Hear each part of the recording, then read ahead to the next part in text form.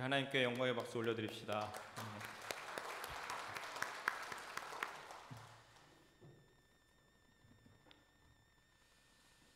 제가 고등학교 때 일입니다. 유난히 고등학교 때 선생님들이 많이 때렸던 것 같습니다.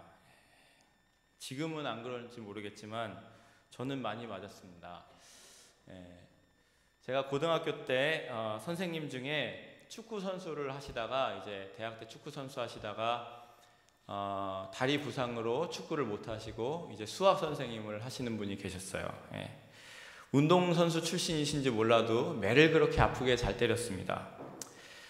저는 그 선생님을 생각하면 매 맞은 기억밖에 나지 않습니다. 뭐를 가르쳤는지 뭐 그런 건 아무것도 기억 안 나고 매만 기억이 나요.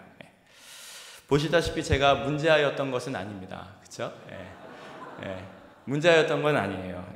그 선생님은요, 반 전체 학생들을 다 때리는 거를 즐겨 하셨던 분입니다. 한 번 때리기 시작하면 반 전체를 다 때리셨어요. 야자 시간, 야간 자율학습 시간이죠. 방과 후에 자율학습하는 시간에 그 선생님이 근무하는 날이면 최소한 5개 반은 매를 맞았습니다. 5개 반이면 14개 반 중에 5개 반을 때리는 거예요. 그 선생님의 주무기는 팔뚝만한 이렇게 가는 박달나무였습니다. 보통 한 사람당 5대씩을 때렸어요. 그래서 50명이 넘는 반에 그 반을 5반을 때린다고 하니까 그 자그마한 체구에서 나오는 엄청난 힘을 여러분 지금 상상하실 수 있을 겁니다. 한 사람씩 5명씩 전체를 5반 때리는 거예요. 그 선생님 주무기가 그거였는데요. 그게 얼마나 아픈지 모두 우리 친구들은 박달나무 하면 이를 갑니다. 너 이가 갈렸어요. 그런데 그 선생님에게 어느 날 신무기가 생겼습니다. 그 무기는 뭐냐면 곡괭이 자루였습니다. 곡괭이 자루는 그냥 들고서 내리기만 해도 놓기만 해도 아픕니다. 근데 그거를 풀 스윙 스피드로 그 아이들을 때리는데 얼마나 아픈지. 하여간 우리가 그 신무기가 처음 딱 나타나고 첫 반에 걸리게 되었습니다. 단체매를 맞게 되었어요. 선생님이 박달나무와 곡괭이 자루를 2개 들고는 어느 걸로 맞을래? 박달나무로 5대 맞을래? 곡괭이로 1대 맞을래? 라고 물어봤습니다. 그 말을 들은 저희들은 기왕이면 큰 걸로 한 방에 끝내자 라는 생각에 곡괭이 자루로 맞겠습니다 라고 얘기했습니다. 고1 때였어요. 제가 키가 아주 작아서 맨 앞에 앉아 있었는데 제가 첫 바따로 맞게 되었습니다. 이 첫 타가 얼마나 중요한지 모릅니다. 그 첫 타의 그 표정과 그걸 보고 모든 것을 이미 자기의 미래는 결정되기 때문이죠. 한 대를 탁 맞았는데요.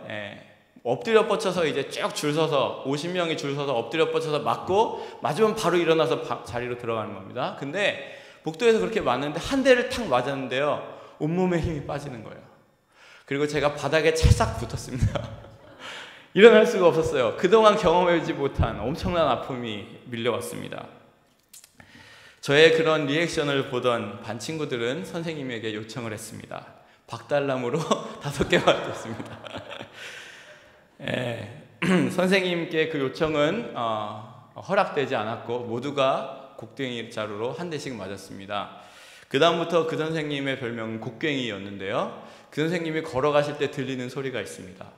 쿵 쿵 쿵 곡괭이를 찍으면서 다니시죠. 하여간 기왕이면 큰 거 한 방에 끝내자 라는 그 생각이 굉장히 큰 아픔을 가져왔던 기억이 저에게 있습니다. 우리나라 사람들은요, 어려운 시절을 살았어서 그런지 모든 큰 거를 웬만하면 큰 거를 좋아하는 것 같아요.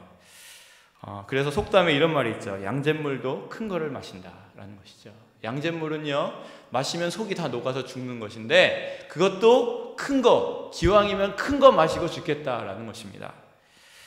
하여간 무엇이든지 적은 것을 싫어해요. 무조건 큰 것을 선호하는데, 그런데 크게 되는 것이 처음부터 사람이 크게 되고 그런 건 아니지 않습니까? 모든 것이 다 밥도 첫 숟갈에 배부르지 않는다고 먹다 숟갈을 1숟갈 2숟갈 넣다 보면 배가 부르게 되는 것처럼 천리길도 한 걸음부터라는 말이 있는 것처럼 그 천리를 가는데 첫 걸음을 뛰지 않으면 갈 수 없듯이 뭔가 이렇게 단계를 쌓아 나가야 큰 것을 이룰 수 있다라는 것을 우리는 생각해야 됩니다.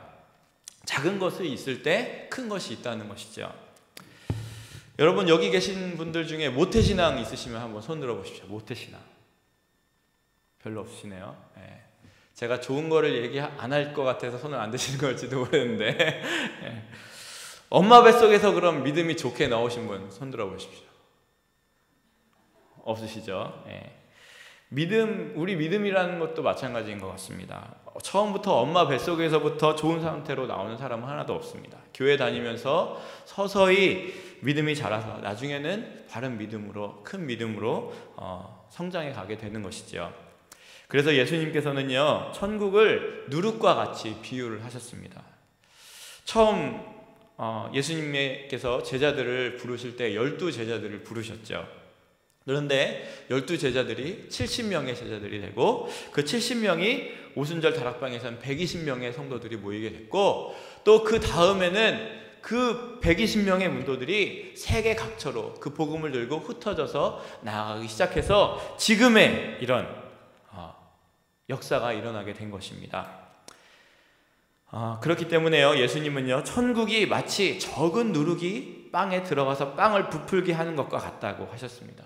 적은 누룩이 같은 복음이 이제 온 전 세계를 부풀게 만들었다는 것을 우리는 그것을 통해서 깨닫게 됩니다. 그래서 예수님은요, 너희에게 겨자씨만한 믿음이 있으면 저 뽕나무더러 뽑혀서 바다에 던지우라 명하여도 그대로 되리라 라고 누가복음 17장에 말씀하셨습니다. 예수님께서는요, 우리에게 처음부터 너희가 큰 믿음을 가져라 라고 말씀하시지 않으십니다. 겨자씨만한 믿음을 가져라 라고 말씀하십니다. 그러면 그 겨자씨만한 믿음이 하나님의 기적을 체험하게 하는 그런 놀라운 능력으로 바뀌게 되는 것을 경험하게 될 것이라는 것을 성경을 통해서 말씀하고 계십니다. 여러분, 우리는요, 그렇기 때문에 꿈을 가지는 사람들이 되어야 됩니다. 아무리 작은 것이라 해도 주님 안에서 갖는 꿈은요, 위대한 것을 이루는 것을 믿으시기 바랍니다. 우리가 성경에 나오는 기적을 체험한 인물들을 보면은요, 그들에게는 특징이 있었습니다. 그것은 무엇이냐면은요, 그 작은 믿음이 있었어요. 작은 믿음을 활용해서 큰 능력을 경험한 것이 모두 그런 위대한 사람들의 일이었습니다. 그들 중에 한 사람을 소개한다면 오늘 우리가 대하고 있는 라합이라는 여인입니다. 그 여인은요, 위대한 장군도 아니었고 세상에 이름이 나 있는 그런 권위 있는 사람도 아니었고요, 아주 그녀의 직업을 성경에서 말하기를 기생이라고 부릅니다. 창녀로 볼 수 있어요. 그래서 그 여리고라는 도시가 아주 막 그런 관문 도시였는데 그곳에서 살면서 기생 노릇을 하고 있었던 사람이었어요. 그녀의 모습은요, 우리가 보기에 흠모할 만한 점이 하나도 없습니다. 그런데 성경은요, 그녀를 믿음장인 히브리서 11장에서 기록하고 있는 것을 보게 됩니다. 거기서 그리고 그것을 통해서 후대에 기억되고 있어요. 어떻게 라합이라는 여인이, 기생인 그 여자가 그런 사람이 될 수 있었을까요? 그녀는요, 자신이 가지고 있던 그 작은 믿음을 사용해서 하나님의 능력을 체험했기 때문에 성경에 그렇게 기록되고 있는 것입니다. 여러분도 여러분의 믿음이 하나님께 그렇게 인정받는 믿음이 되시기 원하십니까?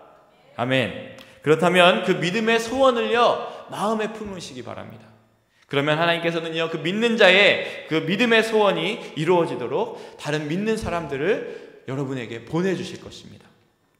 라합을 보십시오. 그녀는요, 마음의 믿음의 소원을 품었어요. 이렇게 말했어요. 만약 여호와 하나님이 이스라엘 백성들과 함께 하신다면 반드시 여리고도 멸망하게 될 것이다. 그러니까 그렇다면 자기뿐 아니라 내 온 가족도 멸망받을 텐데, 우리가 구원받아야 될 텐데, 그렇다면 하나님의 뜻을 따르는 길을 찾아야 될 텐데 라는 그 마음의 소원이 그 여인 가운데 있었습니다. 그때 여호수아가 보낸 2명의 정탐꾼이 그녀의 집으로 오게 됩니다. 놀랍지 않습니까? 이렇게 된 것을 믿지 않는 사람들은 우연의 일치다라고 얘기합니다. 근데요, 믿는 우리들은요, 그것이 하나님의 섭리인 것을 알아야 됩니다. 하나님께서 역사하신 거예요. 하나님께서 라합의 그 믿음의 소원이 이루어지도록 하시기 위해서 그들을 라합의 집에 보내주신 것입니다. 여러분, 정탐꾼들은요 라합의 집에 들어갔어요. 하고 많은 집 중에 라합의 집에 들어갔어요. 여러분, 이렇게 마음에 그 믿음의 소원을 품으면요 하나님은 다른 그런 믿음의 사람들을 만나도록 해주신다는 것입니다. 그리고 그 마음의 소원을 이루게 해주신다는 것입니다. 만약 라합이 하나님을 믿고 구원받고 싶어도 믿음의 사람들을 만나지 못했다면 어떻게 구원받았겠습니까? 그러나 하나님께서는 누가 그 마음에 하나님을 믿고 경외하는지 다 아신다는 겁니다. 그래서 그 마음의 소원이 있는 자들에게 믿음의 사람을 보내주시고 그 일을 이루어가게 해주신다는 것이죠. 그래서 라합은 구원받을 수 있었습니다. 그리고 후에 그녀는요 살몬이라는 사람과 결혼해서 룻의 남편인 보아스를 낳았습니다. 보아스는 다윗 왕의 할아버지인 오벳을 낳았습니다. 그러니까 라합은요 다윗의 증조 할머니가 된 것입니다.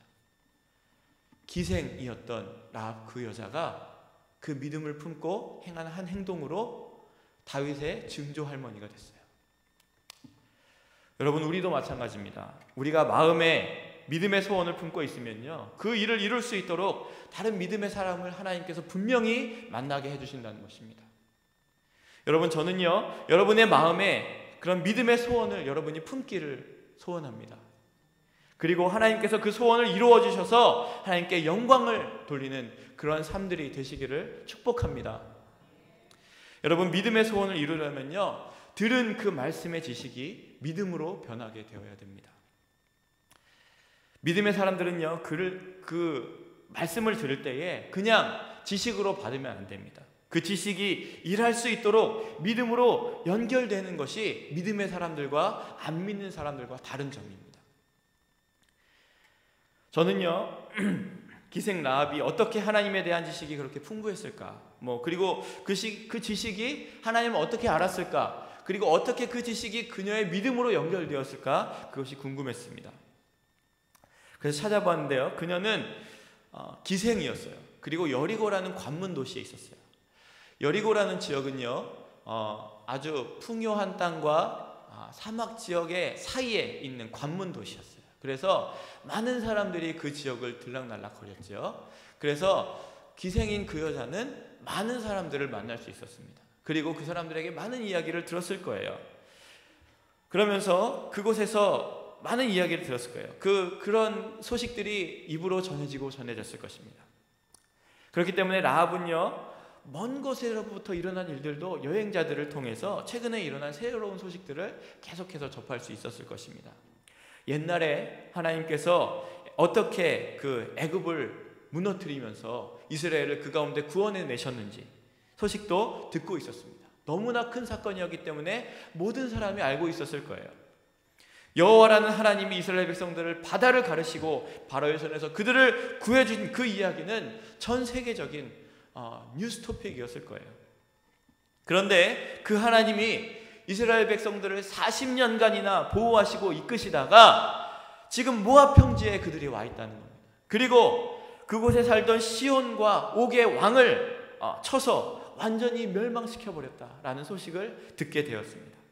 그 소식이 여리고에 있는 라합에게도 들려지게 된 것입니다. 그 소식을 듣자 여리고에 있는 사람들의 간담이 녹았다. 간이랑 쓸개가 다 녹아버렸다는 거예요. 얼마나 무서웠으면 그렇겠습니까? 정말 여러분 어떤 뉴스를 들었을 때 간담이 녹을 정도의 뉴스를 들어본 적이 있으세요? 네. 그런 소식 들었을 때 꼼짝할 수가 없잖아요. 뭐라고 말할 수 없잖아요. 이 뭐가 가슴에서 쿡 떨어지는 것 같잖아요. 그 당시의 소식이 얼마나 충격적이었으면 여리고에 있는 사람들이 그 이야기를 들었을 때 그랬다는 거예요. 아마 많은 사람들이 여리고에 있는 많은 사람들이 그 이야기를 들었습니다. 그런데 똑같은 하나님의 능력에 대한 소식을 들었지만 그 소식을 믿음으로 받아들여서 활용한 사람은 라합 한 사람뿐이었어요. 물론 여리고에 사는 많은 사람들도 다른 사람들도 말씀을 듣고 하나님을 두려워했을 것입니다. 그런데 그 하나님에 대한 지식이 믿음으로 연결된 사람은 라합밖에 없었어요. 오히려 보통 사람도 오히려 하나님을 대적하는 마음을 가지게 되었습니다. 그런데 라합만은 그 소식을 듣자 하나님의 능력을 믿고 그것에 순종하기로 결심을 한 것입니다. 사랑하는 성도 여러분, 지금도 마찬가지입니다. 똑같은 하나님의 말씀을 들어도요, 전혀 믿음으로 연결되지 못하는 사람들이 있습니다. 그런데 어떤 사람은 똑같은 하나님의 말씀을 들어도 그것이 그 말씀을 잘 받아들여서 신앙이 튼튼하게 자라가는 사람들이 있습니다. 그 말씀을 듣고 순종해서 믿음의 발걸음을 디뎌내서 자라가는 사람들이 있다는 것입니다. 그래서 자기의 삶에서 그 말씀을 믿고 나아가서 삶이 변하는 것을 경험하는 사람들이 있습니다. 여러분, 믿음은요, 말씀을 들을 때 생깁니다. 그래서 우리는 말씀을 많이 들어야 돼요. 라합은요, 하나님이 애굽 사람으로부터 이스라엘을 구원하셨다는 소식을 들었습니다. 라합은 하나님께서 시온과 옥을 완전히 멸망시키시고 이스라엘 백성들을 구원하셨다는 그 소식을 들었습니다. 그럴 때 그녀의 마음에 믿음이 생겼습니다. 라합은 이방 여자예요. 여리고에서 살고 있던 사람입니다. 기생입니다. 그러나 그녀가 복음의 소식을 들을 때에 그녀의 마음에 믿음이 생겼습니다. 그리고 하나님의 능력을 믿기 시작했어요. 여러분, 믿음이 자라기 원하십니까? 그러면 다른 방법으로 안 됩니다. 하나님의 말씀을 들어야 됩니다. 자꾸 들어야 돼요. 그러기 위해서는요, 열심을 내야 됩니다. 계속해서 들어야 돼요. 듣는 것이 중요합니다. 그것이 어느 날 여러분의 마음속에 콱 와서 박히게 될 것이고 여러분의 인생이 변하게 될 것이에요. 들으셔야 돼요. 그런데 그냥 많이 듣는다고만 되는 것이 아닙니다. 그 들은 말씀이 자기 마음에 믿음으로 연결이 되도록, 그 말씀이 믿음으로 연결이 되도록 한 걸음을 내딛는 것이 중요하다는 거예요. 한 걸음을 내딛어야 돼요. 여러분에게 주시는 그 말씀 가운데 여러분이 그것을 믿으면서 한 걸음을 내딛으셔야 된다는 거예요. 그것이 중요한 것입니다. 백날 들어도 소용이 없어요. 디뎌야 된다는 것입니다. 26일 날 전도 집회를 준비하고 있습니다. 그거를 맡고 준비하면서 제 마음 가운데 엄청난 부담감이 생겼습니다. 자도 잔 것 같지가 않고요. 마음에 부담감이 많이 있어요. 근데요, 제가 이것을 하면서 이제 복음을 전하려는 마음을 가지고 몇 분을 찾아뵙고 또 관계를 맺으려고 하고 하면서 제가 느낀 점이 있어요. 전하면서요, 제가 기쁩니다. 복음을 전하면서 제가 기쁜 거예요. 복음을 전하면서요, 제 가운데 평안함이 있어요. 그리고 영혼을 사랑하는 마음이 생기게 돼요. 놀랍죠? 여러분, 현대 교회의 잘못된 모습 중에 하나는요, 지식적으로만 커지는 거예요. 아무것도 하지 못하고 세상의 영향력을 잃고 있어요. 그런데 여러분이 한 걸음을 내딛기 시작하시면, 복음을 전하기 시작하시면 여러분의 인생이 달라지게 되는 것을 경험하실 것입니다. 전해보십시오. 달라집니다. 우리 전도 집회 임원들이 이것을 준비하면서 다 같이 영적 싸움을 하고 있어요. 우리를 자꾸 무너뜨리려고 영적인 공격이 너무나 심합니다. 우리 박흥순 집사님이 이번에 DJ를 맡아서 해주시는데 음악다방 DJ입니다. 얼마나 멋있는지 모두가 감탄을 하고 있는데, 하시면서 집사님에게 영적인 공격이 심하다는 거예요. 멘트를 하면서 그들의 마음을 열어야 되는데 하면서 심하다는 거예요. 그래요. 우리가 하려고 할 때 전하려고 힘들지만 우리가 그 걸음을 나갈 때 하나님께서 그 가운데 우리를 사용하셔서 역사하신다는 겁니다. 그리고 우리 가운데 놀라운 역사를 경험하게 해주신다는 겁니다. 여러분, 여리고 사람들도요, 하나님에 대한 소식을 들었습니다. 그러나 그들은요, 믿음이 생기지 않았어요. 그렇기 때문에 듣기만 한다고 되는 것이 아닙니다. 마음이 말씀과 화합이 돼야 돼요. 그 말씀에 자기 자신을 맡기는 일을 해야 돼요. 그래서 한 걸음을 내딛을 수 있어야 돼요. 그래야 역사가 일어나는 것입니다. 이것을 예수님께서는요, 비유로 막 말씀하시고 들을 귀 있는 자들은 들을지어다 라고 말씀하셨다고요. 여러분도 지금 하나님의 말씀을 듣고 계십니다. 저는 이 말씀이 여러분의 마음속까지 들어가길 원합니다. 그래서 들은 하나님의 말씀이 믿음으로 변화되기를 소원합니다. 그런데 들은 그 하나님의 말씀이 믿음으로 연결되기 위해서는요, 용기가 있어야 됩니다. 많은 사람들이 마음의 소원만을 가지고 있으면서 그 일이 저절로 이루어질 것으로 생각하고 있어요. 그런 사람들이 있습니다. 어떻게 되겠지? 뭐 이렇게 있으면 되겠지. 그래서 사람들은 하나님의 능력을 경험하고 싶어 하지만 소수의 사람들만이 그 능력을 경험합니다.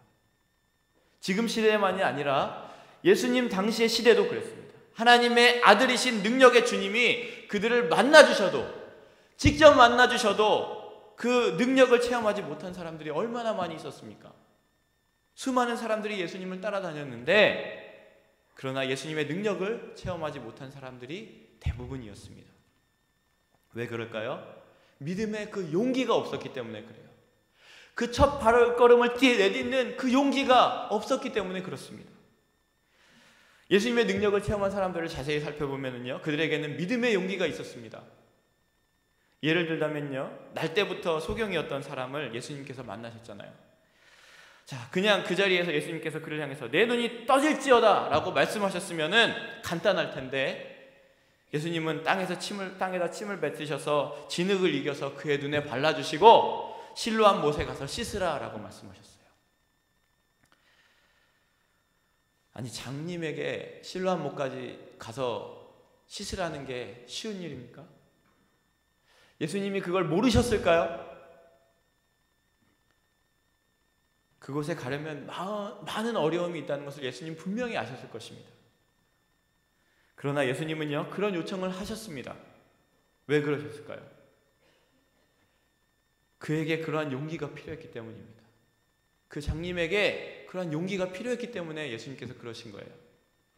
그가 그런 과정을 통과할 때 그의 믿음이 견고해질 수 있었기 때문에, 그가 예수님의 말씀을 듣고 용기를 내서 실로암까지 갔기 때문에, 그래서 나음을 입었기 때문에 바리새인들이 그를 불러서 너 눈 뜬 것 예수님이 한 것 아니라고 말하라고 할 때에, 부인하라고 할 때에, 협박할 때에 그는 그들에게 굴복하지 않고 끝까지 자기를 지킬 수 있었습니다.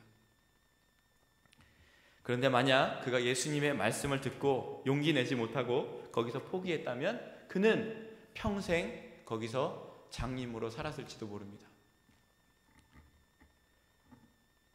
그 장님이 우리일지도 모릅니다. 여러분 자신일지도 모릅니다.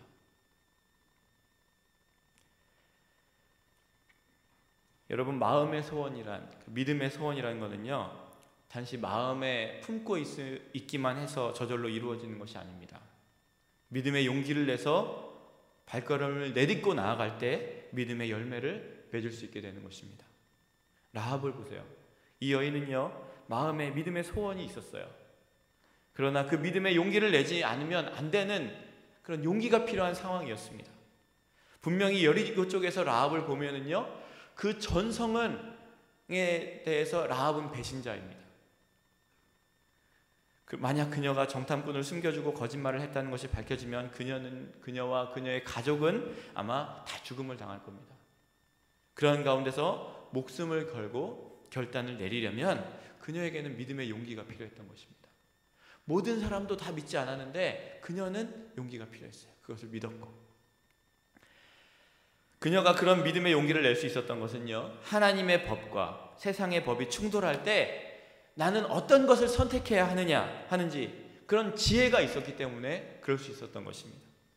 그녀가 이스라엘 정탐꾼을 도와준다는 것은요, 여리고 왕이 볼 때는 배신자였지만 그러나 하나님 편에서 보면 그녀는 믿음의 여인이었습니다. 왜냐하면 이 세상에 있는 어떤 법도 하나님의 일을 방해해서는 안 된다는 것을 그녀는 안 것이에요.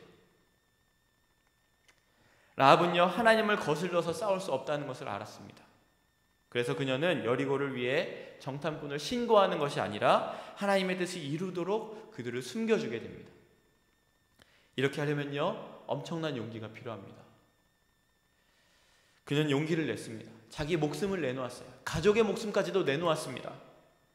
그리고 정탐꾼을 도와줘서 무사히 일을 마치고 돌아갈 수 있게 했습니다. 그리고 그 믿음의 용기를 통해 라합과 그의 온 가족이 구원받는 축복을 누리게 되었던 것입니다. 여러분, 믿는 자들은요, 마음에 믿음의 소원을 품어야 됩니다. 그 품은 소원이 이루어지도록 하기 위해서는요, 믿음의 용기를 내야 됩니다. 그러면 하나님은 그 믿음의 소원을 이룰 수 있도록 인도해 주실 것입니다.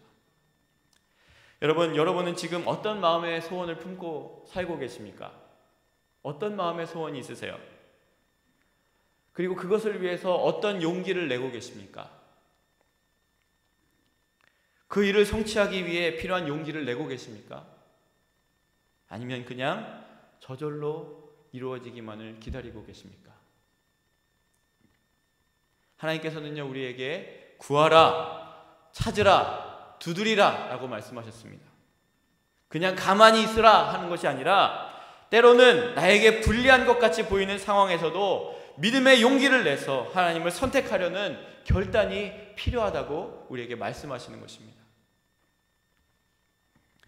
미국 조지아 롬이라는 도시에 베리 스쿨이라는 곳이 있습니다. 그 학교를 세운 마르타 베리라는 이 여사에 대한 실화입니다. 여러분이 한번 들었을 수도 있는데 제가 전하려는 메시지와 아주 중요한 메시지를 담고 있기 때문에 제가 전하겠습니다. 베리 여사는요, 아주 가난한 농부의 집에서 태어났습니다. 그녀에게는요, 아주 가난했지만 무엇인가 하고자 하는 소망이 있었어요. 자기처럼 가난해서 공부 못하는 아이들을 위해서 어떻게 하든지 학교를 만들어서 정말 진정한 교육을 한번 시켜보겠다, 믿음 안에서 그 아이들을 한번 가르쳐 보겠다 하는 그런 유일한 소망을 가지고 있었습니다. 하지만 아무것도 없는 그녀가 학교를 세운다는 것은 불가능한 일이었습니다. 베리 여사는 소망을 이루고자 하는 굳은 의지로 그것이 반드시 이루어질 것이다 라는 의지를 가졌어요. 그리고 노력했고 어느 날 기도하던 중에 하나님께서 어떠한 사람을 떠오르게 해주셨습니다. 그래서 그 사람을 찾아갔어요. 그 사람의 이름은 그 당시 미국에서 제일 거부였던 헨리 포드였습니다.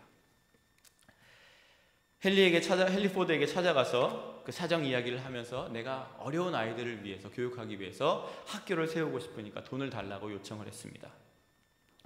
그 사정을 자세히 듣던 헨리는 10센트를 그녀에게 던져주었습니다. 우리나라로 말하면 100원이죠.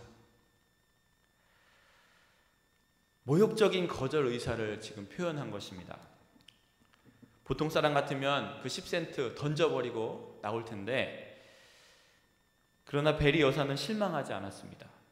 소망을 이루고자 한 행동인데 그런 결과가 나왔다면 특별한 의미가 있을 것이다, 그녀는 생각을 했습니다. 그리고 노력하고 되어지는 일에 무엇인가 뜻이 들어있을 것이다 라는 것을 믿고 확신하면서 나왔습니다. 그래서 그 10센트를 준다면 그 10센트에는 분명히 뜻이 있을 것이다. 왜냐하면 내가 기도하고 나왔기 때문에. 그래서 그 10센트를 가지고 씨앗을 한 봉지 사서 빈 공터에 갖다가 뿌렸습니다. 그래서 그것을 잘 가꾸어서 그것을 추수해서 더 많은 씨를 뿌리고 또 그것을 반복해서 여러 번 반복해서 해가 지날수록 그 양이 점점 많아지고 나중에는 작은 건물을 하나 세울 수 있게 되었다고 합니다. 그 건물 한 동을 사가지고는 후에 이제 하나님을 믿는 믿음 안에서 이제 그 건물을 세운 후에 그 하나님을 믿는 믿음 안에서 불우한 아이들을 데려다가 썬데이 스쿨 클래스를 열었어요. 그래서 그 아이들을 가르치기 시작했습니다. 그리고는 베리 여사가 다시 헨리 포드를 찾아갔습니다. 찾아가서 몇 년 전에 제가 선생님에게 와서 불우한 아이들을 위해서 학교를 세워달라고 부탁을 드린 적이 있죠. 그때 선생님은 제게 다임 한 개를 던져주셨습니다. 그 다임으로 이룬 성과를 구경하여 주십시오 라고 정식으로 그 헨리 포드를 초청했습니다. 포드는요, 자기 길을 의심했습니다. 내가 10센트짜리 하나 던져줬는데 그것으로 건물을 세웠다는 말을 믿을 수가 없었어요. 그는 믿을 수 없는 일을 직접 확인하려고 농장에 세워진 학교에 갔습니다. 그리고 그 건물을 보고 나서 큰 감명을 받았다고 합니다. 그리고는 그 학교를 위해서 100만 불을 헌금하여 주었다고 합니다. 그때가 1890년이었습니다. 그 이후에 헨리 포드는요, 그 학교의 지속적인 후원자가 됐고요. 그 좋은 뜻을 알고 루즈벨트 대통령과 앤드류 카네기 같은 훌륭한 사람들이 그 학교를 후원하기 시작했습니다. 그 학교는 지금까지도 있고요. 지금까지도 그 학교에 전해 내려오는 격언이 있습니다. 그것은 Prayer changes things 라는 것입니다. 마르타 베리라는 이 여인은요, 작은 것을 가지고 큰 것을 이루는 창조적인 믿음을 가지고 있었습니다. 모든 믿는 자들은요, 이런 믿음의 자세를 가져야 됩니다. 작은 믿음이 커지는 믿음이 되어야 됩니다. 처음에는 작은 믿음이라고 할지라도 점점 크게 키워가는 그런 창조의 믿음이 되어야 합니다. 그런데 큰 것을 줘도 망가뜨리는 사람들이 참 많이 있어요. 하나님이 많이 주어도 다 없애고 빈털터리가 되는 사람들이 있습니다. 그러나 우리는요, 하나님의 능력을 담는 사람들이 되기를 소망합니다. 겨자씨의 믿음을 가진 여러분이 되시기를 소망합니다. 하나님은요, 없는 것에서 있도록 하시는 분입니다. 그렇기 때문에 우리도 하나님을 믿는 믿음으로 적은 것으로 크게 만드는 라합과 같은 믿음을 가지는 여러분이 되시기를 소망합니다. 자, 오늘 청년주일입니다. 이곳에 우리 청년들도 있고 어른들도 있는데요, 다 청년의 마음으로 이 말씀을 들었으면 좋겠습니다. 그래서 여러분의 인생 가운데 이 캐나다 땅에 여러분을 보내신 이유가 무엇인지, 그리고 내 인생을 들여서 과연 내가 해야 될 일이 어떤 것인지 하나님의 음성을 들으시고 그 믿음을 마음에 품으시고 행동하시고 한 걸음을 내디드셔서 하나님의 놀라운 역사를 경험하시는, 체험하시는 여러분이 되시기를 예수님의 이름으로 축원합니다. 기도하시겠습니다.